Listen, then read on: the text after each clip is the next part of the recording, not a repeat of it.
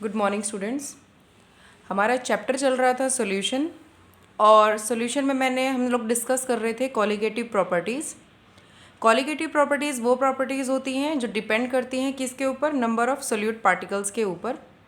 अब उसमें से सबसे पहली प्रॉपर्टी जो थी वो relative lowering in vapour pressure थी, जो मैं क्लास में करवा भी चुकी हूँ।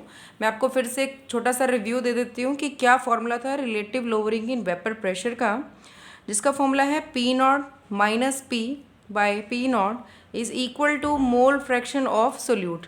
कि वेपर प्रेशर में गिरावट आनी स्टार्ट हो जाती है किसकी वजह से, किसी नॉन वॉलेटाइल सोल्यूट की एडिशन की वजह से। सेकेंड कॉलिगेटिव प्रॉपर्टी हमने पढ़ी थी एलिवेशन इन बॉइलिंग पॉइंट। अब एलिवेशन इन बॉइलिंग पॉइंट का मतलब क्या है, बॉइलिंग पॉइंट में इंक्रीज आ रहा है किसी न किसी वजह से। अब वो इंक्रीज किसकी वजह से आ रहा था, सोल्यूट की एडिशन की वजह से आ रहा था। तो जो हमारा रिलेशन था वो ये था that delta T B is equal to K B into M, जहाँ पर डेल्टा टी बी जो है चेंज को बताता है इन टेम्परेचर। उसके बाद के बी जो है आपके कांस्टेंट है फॉर बॉइलिंग के लिए, इसे इबिलियोस्कोपिक कांस्टेंट भी कहते हैं। एम क्या है, मोलैलिटी है आपके सोल्यूशन की। अब बारी आती है डिप्रेशन इन फ्रीजिंग पॉइंट की। डिप्रेशन इन फ्रीजिंग पॉइंट के लिए फॉर्मूला था delta T F is equal to K F into M, जहाँ पर टी एफ जो है वो डिप्रेशन बताता है फ्रीजिंग पॉइंट में, मतलब कितना चेंज आया है। के एफ उसका कांस्टेंट और एम उसकी मोलैलिटी है। अब जो टॉपिक रह गया था वो था हमारा ऑस्मोटिक प्रेशर। ऑस्मोटिक प्रेशर को एक्सप्लेन करने से पहले हम एक जनरल प्रोसेस डिस्कस करेंगे कि ऑस्मोसिस होती ही क्या है। देखिए इसमें क्या बता रहा है ये कि एक फ़्लो है, किसका फ़्लो है, सॉल्वेंट के मॉलिक्यूल्स का। कहाँ से कहाँ तक जाना है, हाई कंसनट्रेशन से किस तरफ जाना है, लो कंसनट्रेशन की तरफ जाना है। इसको एक्सप्लेन करने के लिए एक एग्जांपल ले लेते हैं कि मेरे पास दो कंटेनर हैं। एक कंटेनर में मेरे पास सॉल्वेंट था और उसमें मैंने अब क्या मिला लिया है, सोल्यूट मिक्स कर चुकी हूँ मैं। और एक साइड में मेरे पास सिर्फ प्योर सॉल्वेंट है। इस टाइम जो लिक्विड इसमें फिल्ड है उसका कुछ ना कुछ प्रेशर होगा, जैसे मैंने एटीएम में रिप्रेजेंट किया है। यहाँ पर भी मेरे पास एक लिक्विड है जिसका मैंने प्रेशर जो है एटीएम में रिप्रेजेंट कर रखा है। अब यहाँ वो सिचुएशन है जहाँ सॉल्वेंट के मॉलिक्यूल्स कम हैं और सोल्यूट के मिक्स होने के कारण सॉल्वेंट की प्रॉपर्टीज़ पर इफेक्ट आना स्टार्ट हो चुका है। और इस साइड पर सिर्फ मेरा सॉल्वेंट पड़ा हुआ है जो कि प्योर है। अब यहाँ पर प्योर की कंसनट्रेशन हाई है और यहाँ पर जो प्योर की कंसनट्रेशन है वो क्या है, लो है। तो मेरे मॉलिक्यूल्स मूव करना स्टार्ट कर देंगे कहाँ से कहाँ तक, from a region of high concentration to a region of low concentration. किस प्रोसेस के तहत, ओस्मोसिस। क्योंकि ओस्मोसिस यही कहती है कि सॉल्वेंट के मॉलिक्यूल्स का फ्लो होगा हाई कंसनट्रेशन से किसकी तरफ, लो कंसनट्रेशन की तरफ। लेकिन ये जो फ्लो होगा किसके थ्रू होगा, एक सेमी परमिएबल मेम्ब्रेन के थ्रू होगा। यानी कि एसपीएम की फुल फॉर्म क्या है, सेमी परमिएबल मेम्ब्रेन, जो अलाउ करेगी किसको, सिलेक्टिव मॉलिक्यूल्स को ही फ्रॉम कहाँ से कहाँ तक मूव करे, from a region of high concentration to a region of low concentration. ठीक है। तो ऑस्मोटिक प्रेशर क्या होगा, अब उसने देख लिया कि भी ऑस्मोसिस हो रही है, सोल्यूट को इसकी वजह से दिक्कत होनी स्टार्ट हो गई है कि भी आप ये सॉल्वेंट को यहाँ से यहाँ भेजेंगे तो मैं अपना कॉलिगेटिव प्रॉपर्टी कैसे शो कर पाऊँगा। तो अगर आप कॉलिगेटिव प्रॉपर्टी पढ़ना चाहते हैं तो सोल्यूट का इफेक्ट अगर बढ़ाना चाहते हैं तो हमें एक प्रेशर अप्लाई करना पड़ेगा इस साइड पर, सो दैट सॉल्वेंट के मॉलिक्यूल अब इधर से इधर ना आ पाए। मैं बैक फ्लो करवाना चाहती हूँ सॉल्वेंट के मॉलिक्यूल्स का वापस किस तरफ, इसी साइड पर। तो मुझे एक प्रेशर अप्लाई करना पड़ेगा जो इसके लिक्विड के खुद के प्रेशर से थोड़ा सा क्या होना चाहिए, ज़्यादा होना चाहिए। मतलब प्रेशर तो था ही लिक्विड का एटीएम में, उसके अलावा मैं एक प्रेशर और ऐड करूँगी जिसकी वैल्यू क्या होगी, पाई। यानी कि ऑस्मोटिक प्रेशर पाई होगा, जो नॉर्मल प्रेशर से क्या होना चाहिए, ज़्यादा होना चाहिए। तो मैं इसको ये भी तो कह सकती हूँ ना डिफाइन करके कि it is the excess pressure. ये कौन सा प्रेशर है, एक्सेस का प्रेशर है जो मस्ट बी अप्लाइड कौन सी साइड पे, बेटा सॉल्वेंट की या सॉल्यूशन की, तो सॉल्यूशन की साइड पर अप्लाई करना पड़ेगा सो दैट मैं क्या कर सकूं, मैं इस फ्लो को इधर की तरफ आने से रोक सकूं। ठीक है। तो ऑस्मोटिक प्रेशर वो प्रेशर होता है, वो एक्सेस प्रेशर होता है जो हमें अप्लाई करना पड़ता है सॉल्यूशन साइड पे ताकि बैक फ्लो वापस हो सके सॉल्वेंट के मॉलिक्यूल्स का। ठीक है। तो मैंने क्या देखा, अगर मेरे पास सोल्यूट के मॉलिक्यूल ज़्यादा होंगे तो मुझे वो प्रेशर भी क्या करना पड़ेगा, ज़्यादा अप्लाई करना पड़ेगा क्योंकि अमाउंट बढ़ रहा होगा यहाँ पे। तो हमने कहा कि ऑस्मोटिक प्रेशर पाई जो है किसके बराबर होना चाहिए, कंसंट्रेशन के बराबर होना चाहिए। अब कंसंट्रेशन क्यों कह रही हूँ, क्योंकि एक साइड तो मेरा जो सोल्यूशन है वो कॉन्सनट्रेटेड है और एक तरफ मेरा जो सोल्यूशन है वो कैसा है, डाइल्यूट है। यहाँ पर जो है ये ज़्यादा कॉन्सेंट्रेटेड है और यहाँ पर ये क्या है, डाइल्यूट है। तो मैंने देखा कि मैं जो प्रेशर अप्लाई कर रही हूँ वो कॉन्सेंट्रेटेड साइड पर ही अप्लाई कर रही हूँ। तो मैं ये भी तो कह सकती हूँ ना कि ऑस्मोटिक प्रेशर जो है कंसंट्रेशन के डायरेक्टली प्रोपोर्शनल हो जाना चाहिए। तो अब यहाँ से क्या निकलेगा, यहाँ से मुझे, और ये सारी कहानी जो चल रही है किसी पर्टिकुलर टेम्परेचर पर हो रही है, तो हम ये भी तो कह सकते हैं कि जो पाई है वो किसके बराबर होगा, C इंटू टी के बराबर होगा। अब यहाँ पर C क्या होता है बेटा, C जो है number of moles of solute per unit volume. Concentration किसी की चेक की जाती है किसी पर्टिकुलर वॉल्यूम के अंदर उसके नंबर ऑफ मोल्स को देखकर। तो मैं कह सकती हूँ कि जो C है वो किसके बराबर हो जाएगा, N/V के बराबर हो जाएगा। तो C इज इक्वल टू क्या हो गया, N/V हो गया यहाँ से। अब अगली कहानी, अब इसकी वैल्यू को हम क्या कर देंगे, यहाँ पर पुट कर देंगे। तो मेरे पास पाई जो है वो किसके बराबर हो चुका है, C इंटू टी के बराबर था। यहाँ से प्रोपोर्शनल का साइन हटा देंगे, पाई इज इक्वल टू किसके बराबर आ जाएगी, CRT के बराबर आ जाएगी। यहाँ से C की जो वैल्यू है वो किसके बराबर हो गई, N/V के बराबर हो गई। तो मैं यहाँ पर N/V पुट कर दूँगी।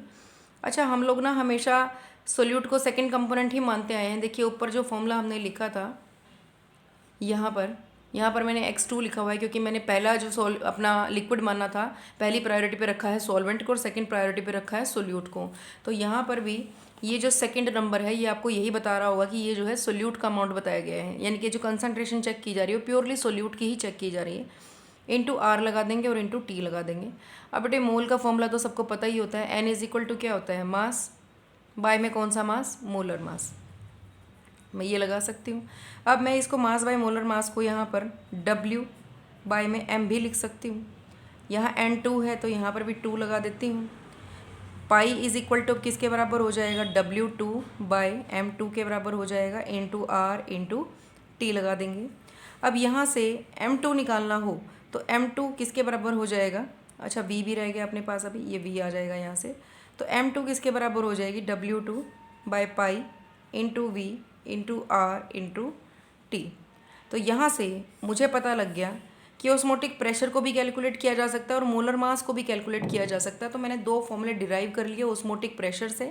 ऑस्मोटिक प्रेशर किसी भी बड़े मॉलिक्यूल का अगर मैं चेक करना चाहूँ तो मैं आसानी से निकाल सकती हूँ इस फॉर्मूला से, और अगर मुझे किसी कंपाउंड का मोलर मास चेक करना हो तो मैं वो भी निकाल सकती हूँ इसी के फॉर्मूला से, किससे, ऑस्मोटिक प्रेशर से। आई होप ये टॉपिक क्लियर हो गया होगा आपको। अब नेक्स्ट एग्जाम में जो पूछा जाता है कि ये पहला सवाल यही पूछा जाएगा कि वो कौन सी कॉलिगेटिव प्रॉपर्टी है जो बड़े बड़े मॉलिक्यूल्स के मोलर मास को चेक करने के लिए यूज़ की जाती है। तो वो प्रॉपर्टी कौन सी है बेटा, मोलर मास की प्रॉपर्टी है। कि वो अभी तक हमने जितने भी टॉपिक्स पढ़े थे उन सभी के अंदर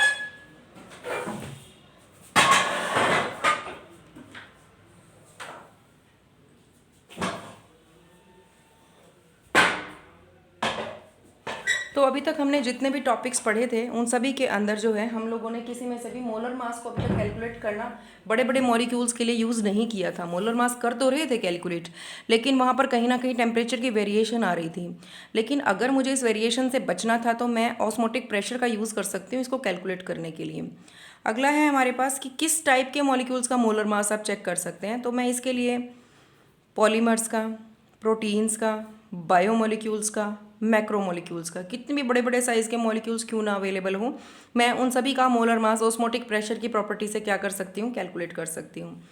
अगला है इसका मैग्नीट्यूड जो है बहुत ज़्यादा हाई है। मैग्नीट्यूड हाई होने का क्या मतलब है कि इसको वाइड रेंज पर यूज़ किया जा सकता है, हाई टेम्परेचर रेंज पर भी इसको यूज़ किया जा सकता है, क्योंकि पीछे जो है कहीं ना कहीं डिफरेंस आ रहा था टेम्परेचर का जो अब नहीं आएगा। अब क्यों नहीं आएगा, क्योंकि यहाँ पर टेम्परेचर की रेंज जो है बहुत ज़्यादा हाई में जा सकती है। तो मेरे ख्याल से ऑस्मोटिक प्रेशर में इतना ही है। अब इसको ज़्यादा अच्छे से एक्सप्लेन करने के लिए एक न्यूमेरिकल की हेल्प ले लेते हैं। न्यूमेरिकल में क्या कहा जा रहा है कि एक सोल्यूशन है बेटे 200 सेंटीमीटर क्यूब का। अब 200 सेंटीमीटर क्यूब है तो हमारे को सीधी सी बात है ये वॉल्यूम मिल चुका है, तो मैं इसको V लिख सकती हूँ। V मुझे कितना मिल गया है 200। बेटा ये सेंटीमीटर क्यूब है, इसको लीटर में लाने के लिए 200 को मैं 1000 से क्या कर दूँगी, डिवाइड कर दूँगी, तो मेरा यहाँ से वॉल्यूम निकल जाएगा। अब मैंने कहा था कि ये जो ऑस्मोटिक प्रेशर है वो बड़े बड़े मैक्रोमोलिक्यूल्स के लिए इस्तेमाल होता है, तो हमने यहाँ पर किसके लिए यूज़ कर लिया, इसको प्रोटीन्स के लिए यूज़ कर लिया। अब उसमें कितना ग्राम दे रखा है इसका, यानी कि मुझे कहीं ना कहीं क्वेश्चन में प्रोटीन का मास दे दिया गया है। कितना दे दिया गया है, 1.26 ग्राम दे दिया गया है। आगे क्या बोल रहा है कि ऑस्मोटिक प्रेशर ऐसे सॉल्यूशन का कैसा होता है, T300 केल्विन पे, यानी कि मुझे क्या अवेलेबल है, फिर से टेम्परेचर अवेलेबल है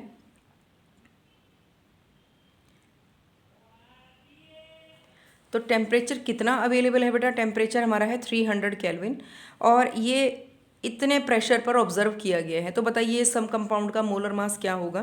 तो अभी अभी मैंने आपको बताया था कि मोलर मास का फॉर्मूला क्या बनेगा, M2 is equal to W2 बटे में osmotic pressure pi into V into R और इंटू क्या कर देंगे, T कर देंगे। अभी अभी ये फॉर्मूला हम लोगों ने यहाँ कैलकुलेट करा था, ठीक है। तो यहाँ से आप क्या कर लेंगे, वेट यानी कि W2 जो हमें क्वेश्चन में गिवन है ये पुट कर दिया जाएगा 1.26, पाई यानी कि ऑस्मोटिक प्रेशर ये भी गिवन है, ये भी पुट कर देंगे यहाँ पे 2.57 इंटू 10⁻³ फिर हमें वॉल्यूम भी गिवन है तो उसके हिसाब से 0.2 आ जाएगा हमारा, ठीक है, इंटू R एक गैस कांस्टेंट जो क्वेश्चन में गिवन है। टेम्परेचर बेटा पता है हमें 300 केल्विन गिवन है।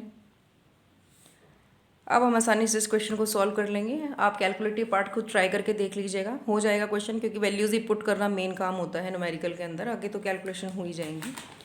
नेक्स्ट पार्ट पर चलते हैं बेटा, इसी से रिलेटेड एक और न्यूमेरिकल है। अब की बार आपसे क्या पूछा गया है कि कैलकुलेट कीजिए ऑस्मोटिक प्रेशर, यानी कि मेरे से क्या पूछ रहा है, पाई पूछ रहा है, लेकिन पूछ भी किस में रहा है, पास्कल्स में पूछ रहा है। पीछे हमने बार में किया था, यहाँ पास्कल में चल रहा है। एग्जर्ट किया यहाँ पर बेटे, पास्कल से आपका क्या चीज़ वेरी करेगा, प्रेशर तो पाई में भी बार में भी निकाला जा सकता है, पास्कल्स में भी निकाला जाता है, लेकिन यहाँ पर आर की वैल्यू का डिफरेंस आ जाएगा। अगर हमारा बार में चल रहा होता तो जो पीछे अभी यूज़ की थी वो यूज़ कर सकते थे, लेकिन अब पास्कल में आ गई है तो वैल्यू में थोड़ा सा चेंज आ गया है, ठीक है। पहले पीछे 0.082 कुछ किया था आपने और अब आप 8.314 यूज़ करेंगे पास्कल के हिसाब से। अच्छा, अब इस क्वेश्चन में और क्या क्या डिटेल्स गिवन है हमें कि 1 ग्राम यानी कि आपको W2 मिला हुआ है यहाँ से, मोलर मास यानी कि M2 मिला हुआ है आपको यहाँ से, 450 ml यानी कि हमें क्या मिला हुआ है बेटा, वॉल्यूम मिला हुआ है यहाँ पे, ठीक है। इसको हम कर सकते हैं चेंज यहाँ से। अच्छा, और टेम्परेचर मिला हुआ बेटा 37 डिग्री सेल्सियस। तो जो जो इन्फॉर्मेशन मुझे गिवन होती है ना, मैं हमेशा न्यूमेरिकल में पहले उनको लिख लेती हूँ। तो मैं क्या लिख लेती हूँ, W2 मुझे गिवन है कितना, 1 ग्राम। फिर मुझे M2 भी गिवन है, कितना गिवन है, 1,85,000 ग्राम। फिर मुझे पता है कि मेरा वॉल्यूम जो है 450 ml है, तो मुझे ml से किस में आना पड़ेगा, लीटर में आना पड़ेगा, 1000 लगा देती हूँ नीचे लीटर के लिए। और फिर मुझे क्या पता है, और कुछ टेम्परेचर मेरे को 273 में ऐड करना पड़ेगा बेटा 37, तो मेरा टोटल टेम्परेचर जो है 310 डिग्री हो जाएगा ना, केल्विन हो जाएगा 310, ठीक है। 7 और 3 10, 7 और 3 10 और 1 11 एंड 2 1 1 3, 310 केल्विन। अब आप आसानी से फॉर्मूला यूज़ कर सकते हैं, pi is equal to W2 by M2 into V into R into T। मेरे ख्याल से सारी वैल्यूज़ आपको पता लग चुकी हैं। आप आसानी से इस क्वेश्चन को क्या कर सकते हैं, सॉल्व कर सकते हैं। W2 मैं पुट कर लेती हूँ 1, M2 मेरा मोलर मास 1,85,000 हो गया, इंटू 450 है वॉल्यूम हमारा, तो 450,000 ऊपर लगा देंगे। R गैस कांस्टेंट है मेरा, तो R की वैल्यू मैं लगा देती हूँ अपनी यहाँ से। R की वैल्यू मेरी यहाँ पर गिवन है 8.314, तो मैं वो पुट कर देती हूँ। टेम्परेचर मेरा निकल के आ गया बेटा 310। तो अब आप इसको सॉल्व करके देखेंगे तो आसानी से ये सॉल्व हो जाएगा आपका, ठीक है। अब स्टार्ट करते हैं बेटा अपना नेक्स्ट टॉपिक, इस चैप्टर का लास्ट टॉपिक है जो एबनॉर्मल कॉलिगेटिव प्रॉपर्टीज़। बेटे नाम से ही समझ में आ रहा है कोई चीज़ एब नॉर्मल हो चुकी है। एब नॉर्मल वर्ड से मतलब क्या समझ में आया, अभी कोई चीज़ पहले नॉर्मल थी लेकिन अब वो एब नॉर्मल दिखाई दे रही है, कोई चेंज नज़र आ गया है प्रॉपर्टीज़ के अंदर। अब किस चीज़ में चेंज नज़र आया बेटे, मोलर मास में चेंज नज़र आया है हमें। क्यों नज़र आया हमें मोलर मास में चेंज, वो कह रहा है कि डिफरेंस ऑब्जर्व किया हमने, किस में ऑब्जर्व किया, मोलर मास में ऑब्जर्व कर लिया।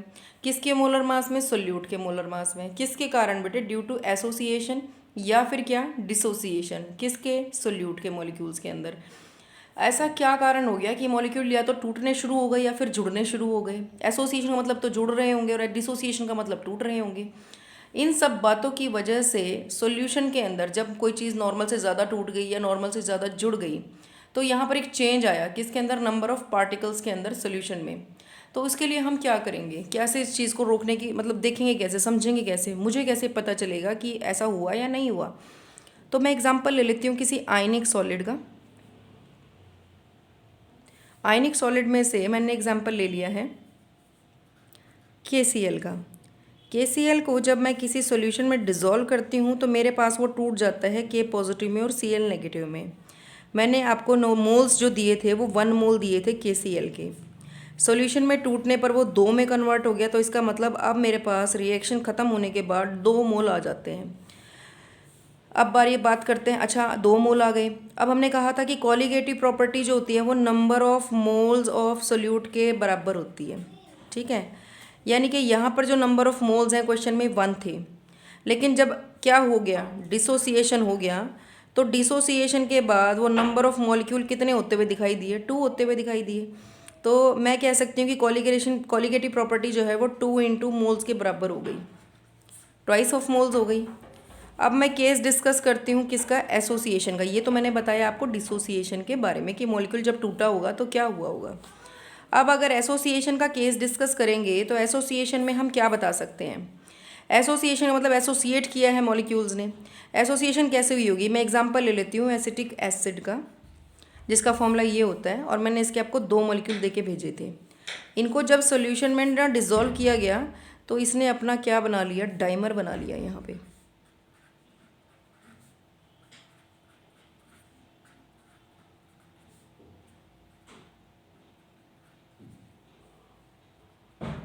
तो ये आप क्या देख रहे हो बेटा, यहाँ पर हमें क्या नज़र आ रही है, हाइड्रोजन बॉन्डिंग नज़र आ रही है। हाइड्रोजन बॉन्डिंग जिस कारण से जब होती हुई दिखाई दी तो मॉलिक्यूल 1 से 2 से क्या बन गया, पूरा एक ही यूनिट बनता हुआ दिखाई दिया है। मतलब मैंने ये कहा कि मैंने 2 मोल दे के भेजा था आपको रिएक्शन में, लेकिन रिएक्शन ख़त्म होते होते मुझे उसका सिर्फ एक ही मोल दिखाई दे रहा है। कारण क्या हो गया, क्योंकि यहाँ पर क्या बनता हुआ दिखाई दिया है, डाइमर बनता हुआ दिखाई दिया है। तो डाइमर बनने के कारण अब जो कॉलीगेटिव प्रॉपर्टी थी जो ये कह रही थी कि 2 मोल थे मेरे पास, अब वो 2 मोल से कितने पे आ गई है, 1 मोल पे आ गई है। यानी कि यहाँ पर अब कॉलीगेटिव पे नंबर ऑफ मोल्स जो है वो क्या हो गए हैं, हाफ, और यहाँ पर नंबर ऑफ मोल्स क्या हो गए हैं, ट्वाइस। जब मोल्स ट्वाइस हुए तो कॉलीगेटिव प्रॉपर्टी की वैल्यू क्या हो गई, अगर इस 2 को उठा के उधर ले आया जाए तो कॉलीगेटिव प्रॉपर्टी आपको हाफ होती हुई दिखाई देगी किसमें, डिसोसिएशन में। और यहाँ पर देखें तो इस केस में क्या नज़र आएगा आपको, क्या दिखाई दिया बेटा, 2 था, 2 से 1 रहा है, या फिर यूँ कह सकती हूँ कि पहले 1 था, 1 से अब कितना रह गया है, आधा रह गया है। तो colligative property is equal to half, और ये 2 अगर उधर चला जाए तो कॉलीगेटिव प्रॉपर्टी क्या हो गई, ट्वाइस हो गई यहाँ पर, यानी कि दुगनी होती हुई दिखाई दी है किसमें, इसके केस में। Number of moles per depend करती है ना, जितने मोल्स आप बढ़ाते, आपने दुगने मोल कर दिए तो कॉलीगेटिव प्रॉपर्टी दुगनी इंक्रीज हो गई, ठीक है। यहाँ से हाफ भी निकाला जा सकता है, अगर इसकी डेरिवेशन को सॉल्व किया जाए तो इसको हाफ कर दिया जाएगा। यहाँ पर आप क्या बता रहे हो कि कॉलीगेटिव प्रॉपर्टी में 2 मोल शुरू में ले गए थे, अब कॉलीगेटिव प्रॉपर्टी क्या रह गई है, आधी रह गई है, ठीक है। अब इससे क्या, इस चीज़ को और कैसे समझाया जा सकता है, आपने कहा कि colligative property is equal to किसके बराबर है, मोल्स के। मोल किसके बराबर होगा, मास बाय मोलर मास के। तो कॉलीगेटिव प्रॉपर्टी सीधा सीधा अब किसके बराबर बैठ गई है, मोलर मास के बराबर आ गई है। ये मुझे यहाँ से पता चल गया, ठीक है। अब वापस अपने KCl पे पहुँचते हैं और इस पर पहुँचते हैं। यहाँ इसने क्या बनाया था बेटे, डाइमर बनाया था, यानी कि जो फाइनल रिजल्ट दिखाई दिया है वहाँ पर शुरू में यहाँ तो 1 मॉलिक्यूल था, से इसका मान लेते हैं, इसका जो है वज़न मेरे पास 60 था। डाइमर बनने पर इसका जो मॉलिक्यूलर मास है बेटा वो कितना होता हुआ दिखाई देगा, 120, यानी कि दुगना हो गया मोलर मास। जब KCl टूटा है K पॉजिटिव और Cl नेगेटिव में, तो पूरे KCl का जो वज़न है वो कितना आता है बेटे, 74.5, ठीक है। ये एग्जैक्ट मुझे पता नहीं है तो, लेकिन रैंडमली मैं एक एग्जांपल देने के लिए आपको बता रही हूँ। लेकिन जब मॉलिक्यूल टूट गया तो इसका मतलब वज़न भी क्या हो गया होगा, आधा हो गया होगा। तो 37 के करीब उसका मॉलिक्यूलर वेट मुझे दिखाई दे रहा है। तो मोलर मास यहाँ पर डिसोसिएशन में क्या होता हुआ दिखाई दे रहा है, डिसोसिएशन के केस में 1/, अगर मोलर मास कर रहे हैं तो मोलर मास मुझे क्या होता हुआ दिखाई दिया, आधा। और यहाँ पर देखूँ तो मोलर मास मुझे होता हुआ क्या दिखाई दे रहा है, ट्वाइस, ठीक है। यहाँ पर तो इसकी वैल्यू क्या हो गई है, हाफ हो गई है, और यहाँ पर मोलर मास क्या हो गया है, ट्वाइस हो गया है, ठीक है। यहाँ पर अगर इस वैल्यू को ऊपर लिया जाए तो कॉलीगेटिव प्रॉपर्टी क्या हो गई, दुगनी हो गई। और यहाँ पर इसको लिया जाए तो ये क्या दिखाई दे रही है, colligative property is equal to half के। यहाँ कॉलीगेटिव प्रॉपर्टी ट्वाइस में जा रही है और यहाँ कॉलीगेटिव प्रॉपर्टी किस में जा रही है, हाफ में जा रही है। यानी कि जब मोलर मास बढ़ेगा तो कॉलीगेटिव प्रॉपर्टी क्या हो जाती है, हाफ। और यहाँ जब मोलर मास घटेगा, हाफ होगा, तो कॉलीगेटिव प्रॉपर्टी क्या हो जाएगी, ट्वाइस। क्यों? क्योंकि ऊपर अभी भी एक रिलेशन पड़ा है कि इन दोनों का रिलेशन उल्टा है। अगर ये मोलर मास इंक्रीज हुआ तो कॉलीगेटिव प्रॉपर्टी क्या हो जाएगी? डिक्रीज। और अगर मोलर मास डिक्रीज हुआ तो कॉलीगेटिव प्रॉपर्टी यहाँ से क्या हो जाएगी? इंक्रीज हो जाएगी। अब आप सोचे होंगे कि इसको क्यों समझाया गया है कॉलीगेटिव प्रॉपर्टीज़ का। अब हमारी इन प्रॉपर्टीज़ के अंदर इस सब को निकालने का हमें क्या फ़ायदा हुआ? तो यहाँ से ये फ़ायदा हुआ कि हमें एक चेंज नज़र आ रहा है हर बार। वो जो चेंज नज़र आ रहा था उसको एक साइंटिस्ट ने ऑब्जर्व किया था जिसका नाम था वांट हॉफ। वांट हॉफ ने कहा कि अगर हम ये देख रहे हैं कि ये सारे फॉर्मूले में अब चेंज आएगा तो पूरे फॉर्मूले को डिस्टर्ब करने की बजाय आप सिर्फ एक छोटा सा फैक्टर बनाइए जिसको उस पूरे फॉर्मूले से क्या कर दिया जाए? मल्टीप्लाई कर दिया जाए, तो प्रॉपर्टीज़ भी क्या हो जाएंगी? चेंज हो जाएगी। यानी कि मैं हर फॉर्मूले के अंदर सिर्फ आई लगाती चली जाऊंगी और मेरा फॉर्मूला उसके अकॉर्डिंग क्या हो जाएगा? चेंज हो जाएगा। तो अब बारी आती है कि आई निकाला कैसे जाएगा। आई ऐसे निकलेगा बेटा, एब नॉर्मल मोलर मास, यानी कि नॉर्मेलिटी नहीं रही, चेंज हो गया है आपका मोलर मास, जिसको रिप्रेजेंट कर रहे हैं किससे? वांट ऑफ फैक्टर से। और वांट ऑफ फैक्टर की वैल्यू क्या है? आई।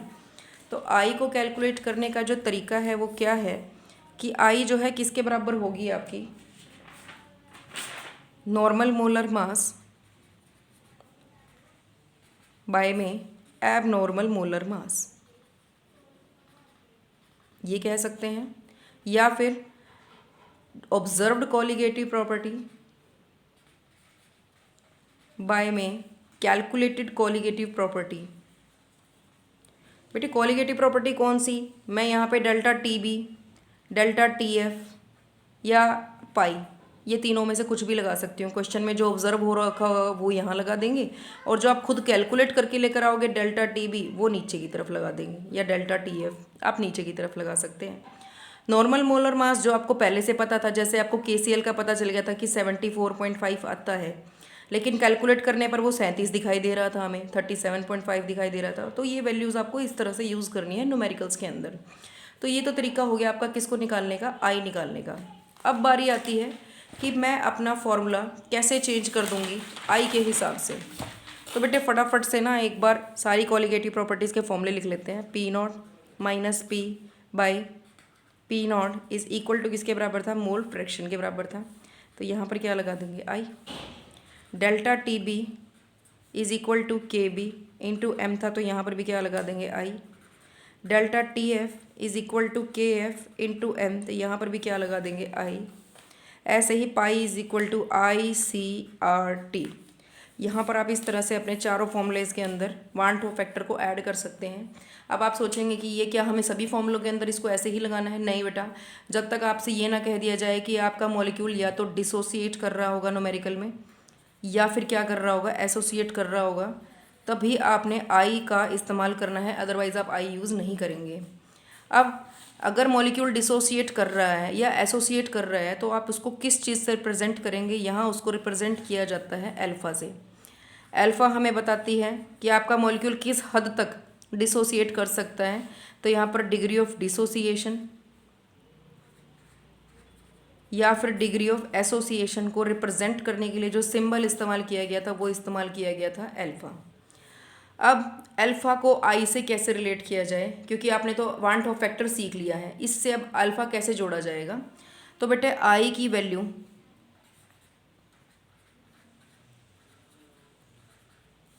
डिसोसिएशन के केस में आई की जो वैल्यू है वो किसके बराबर होती है? 1 प्लस अल्फ़ा के बराबर होती है। और एसोसिएशन के केस में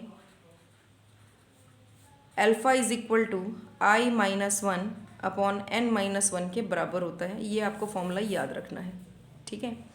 अब तीसरा जो पार्ट है, लास्ट पार्ट इस चैप्टर का, लास्ट टॉपिक जो है, आपको एक डिसोसिएशन कांस्टेंट निकालने को कहा जा सकता है।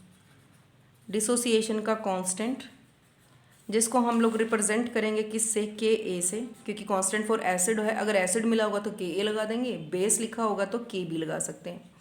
तो अगर डिसोसिएशन कांस्टेंट निकालने को आ जाए तो इस पार्ट को कैसे सॉल्व करेंगे? तो हमने इक्विलिब्रियम में देखा था कि मान लीजिए कोई मॉलिक्यूल ए है और वो टूट रहा है बी में और सी में at time T is equal to 0, जब रिएक्शन स्टार्ट ही ना हुई हो तब मैं मान लेती हूँ कि मेरे मॉलिक्यूल्स की कंसंट्रेशन इस पॉइंट पर सी है और प्रोडक्ट जब नहीं बना तो वो कंसंट्रेशन तब 0 है। रिएक्टेंट साइड पे कंसंट्रेशन C है, प्रोडक्ट साइड पे कंसंट्रेशन 0 है क्योंकि रिएक्शन अभी स्टार्ट ही नहीं हुई। अगर रिएक्शन स्टार्ट हो जाती है at time t is equal to T, तो मैं मान लेती हूँ कि मेरे C में से C अल्फ़ा मॉलिक्यूल टूट गए, तो प्रोडक्ट में भी कितने पहुँचे होंगे, C अल्फ़ा ही पहुँचे होंगे। तो यहाँ से मैं क्या कर सकती हूँ, इक्विलिब्रियम कांस्टेंट किसी भी रिएक्शन का लिखना चाहूँ तो कैसे लिखूँगी कि प्रोडक्ट की कंसंट्रेशन को ऊपर लिखूँगी और रिएक्टेंट की कंसंट्रेशन को नीचे लिख दूँगी। यहाँ से जो प्रोडक्ट की कंसंट्रेशन B है वो C अल्फ़ा है, C भी C अल्फ़ा है, अपॉन में C माइनस C अल्फ़ा है। C को C से गुना करेंगे तो C का स्क्वायर, फिर आ जाएगा अल्फ़ा का स्क्वायर। यहाँ से C कॉमन ले लेंगे तो बाहर अंदर रह जाएगा 1 माइनस अल्फ़ा। C से C को कट कर सकते हैं तो ऊपर रह जाएगा C अल्फ़ा का स्क्वायर बटे में 1 माइनस अल्फ़ा। तो बेटा ये है तरीका कांस्टेंट K निकालने का। K की वैल्यू यहाँ से ये दिखाई देगी, K इज़ इक्वल टू क्या बन गया, C अल्फ़ा का स्क्वायर बटे में 1 माइनस अल्फ़ा। ये आप इस तरीके से सॉल्व कर सकते हैं। बेटे नेक्स्ट वीडियो में मैं आपको इस टॉपिक से रिलेटेड न्यूमेरिकल्स भेज दूँगी। अगर आपको फिर भी डाउट आता है तो व्हाट्सएप क्लास से ग्रुप में जो है आप मुझे न्यूमेरिकल का नंबर सेंड कर दीजिए, मैं वहाँ से आपको इस क्वेश्चन को सॉल्व करा दूँगी। Thank you so much.